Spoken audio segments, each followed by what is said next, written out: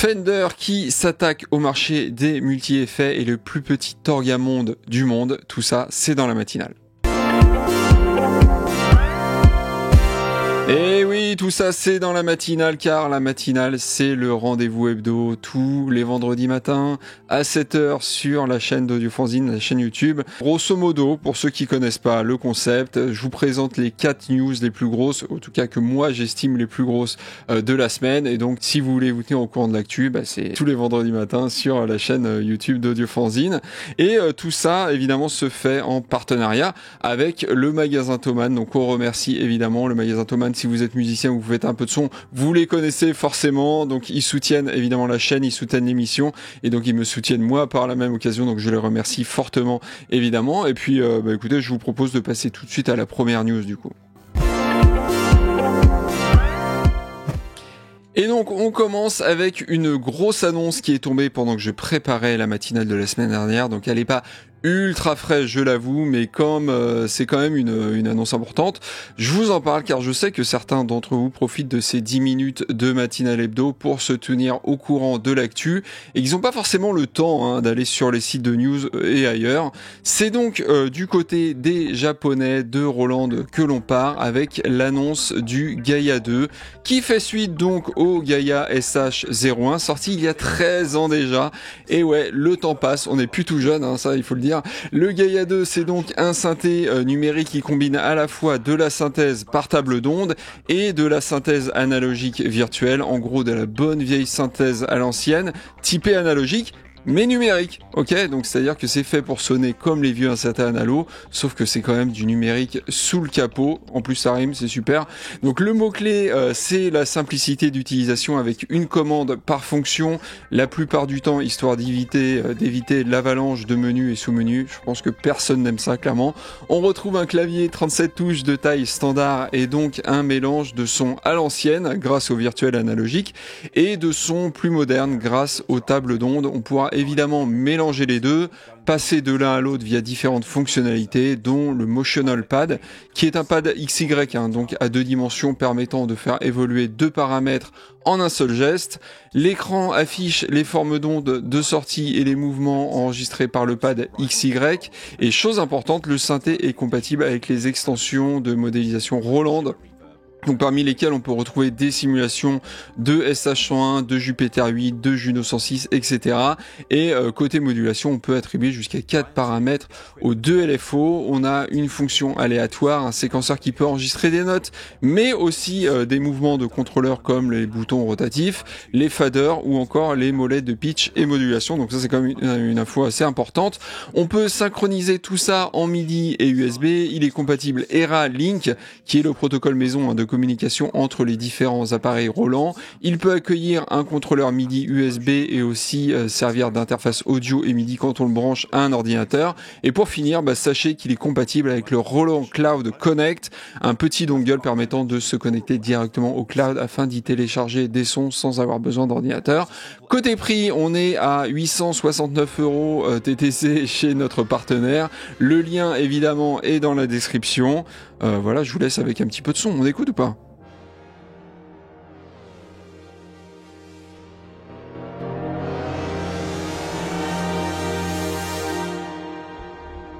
Gaia 2 also has an arpeggiator called Memory.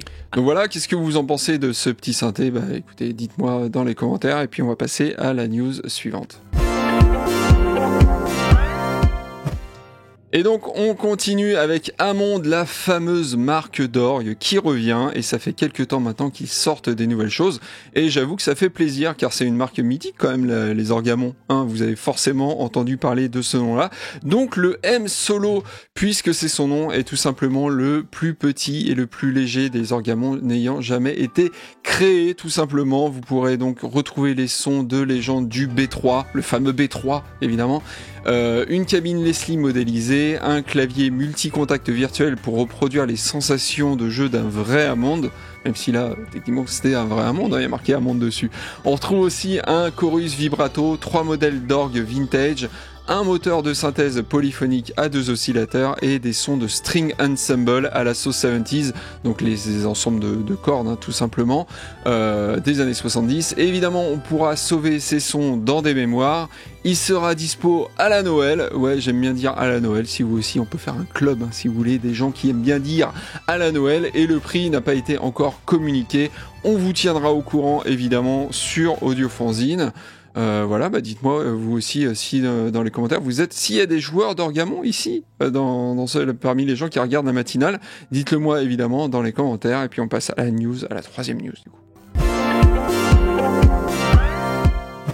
Alors on continue avec du pas commun pour la matinale car il s'agit d'un nouveau logiciel chez VB Audio qui ont déjà pas mal de logiciels à leur catalogue et leur but c'est de faciliter la vie des producteurs de contenu qui utilisent Windows. Alors vous le savez peut-être quand on utilise plusieurs interfaces audio simultanément, plusieurs logiciels audio ou vidéo, plusieurs ordinateurs parfois même, ça peut être compliqué de faire communiquer tout ce petit monde ensemble et c'est là que le Matrix de VB Audio intervient. En gros, comme son nom l'indique, c'est une matrice permettant de connecter ensemble énormément de choses, comme par exemple plusieurs interfaces audio utilisant le protocole ASIO, mais aussi des interfaces audio utilisant le protocole de Windows. Oui, parce que toutes les interfaces audio n'ont pas de driver ASIO, tout simplement. On peut aussi y brancher plusieurs logiciels audio et vidéo, et même plusieurs ordinateurs connectés au même réseau Ethernet.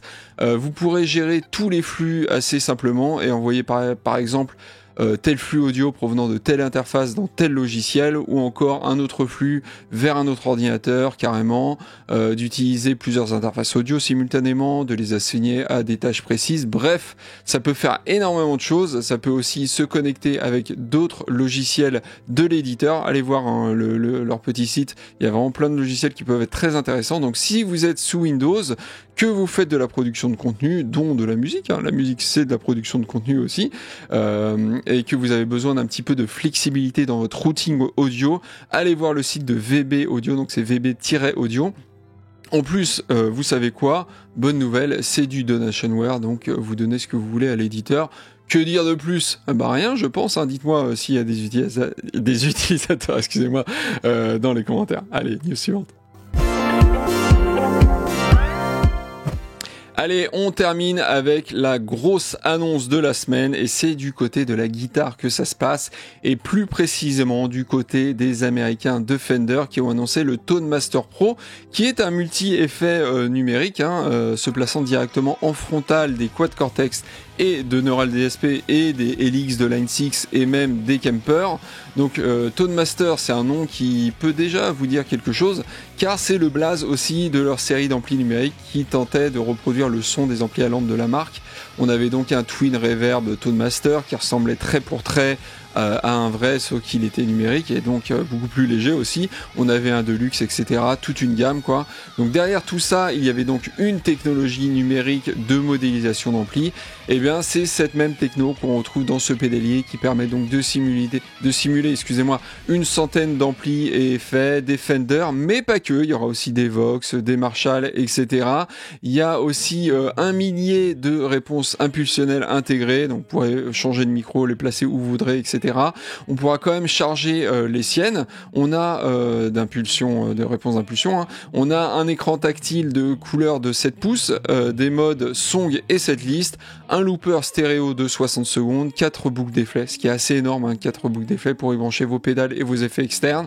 On a une entrée instrument évidemment, mais on a aussi une entrée micro, ce qui est une information importante quand même, il faut le dire. Les 10 foot switch, sont aussi des encodeurs, oui, comme sur le Quad Cortex, et ils ont chacun un petit écran pour afficher une info. On aura un logiciel Mac et PC permettant de gérer ses presets, les partager, éditer les sons. Il y a 500 presets d'ailleurs qui sont fournis d'origine. Son poids, lui, il est inférieur à 4 kg. La marque en a profité d'ailleurs pour sortir des enceintes FRFR. Donc FRFR, pour ceux qui savent pas, ça veut dire Full Range Flat Response.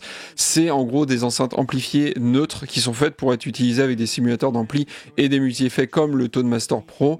Le prix, il est de 1900 €, donc on est clairement dans le haut de gamme du multi-effet et des simulateurs d'ampli. Reste à savoir s'ils vont proposer par la suite des modèles plus petits et moins onéreux. Affaire à suivre, on écoute un petit peu du coup.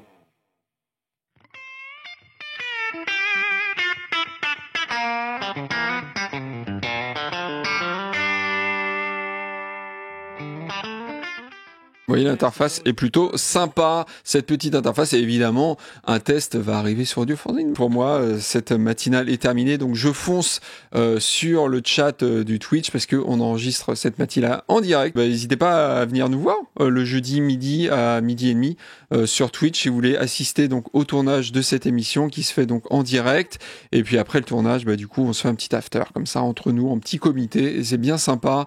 On parle de ce qui a été abordé pendant la matinale, mais pas que. Donc voilà, si ça vous intéresse, venez. Et puis si ça vous intéresse pas, continuez à regarder à 7h tous les vendredis sur YouTube. On fait comme ça. Allez, ciao ciao.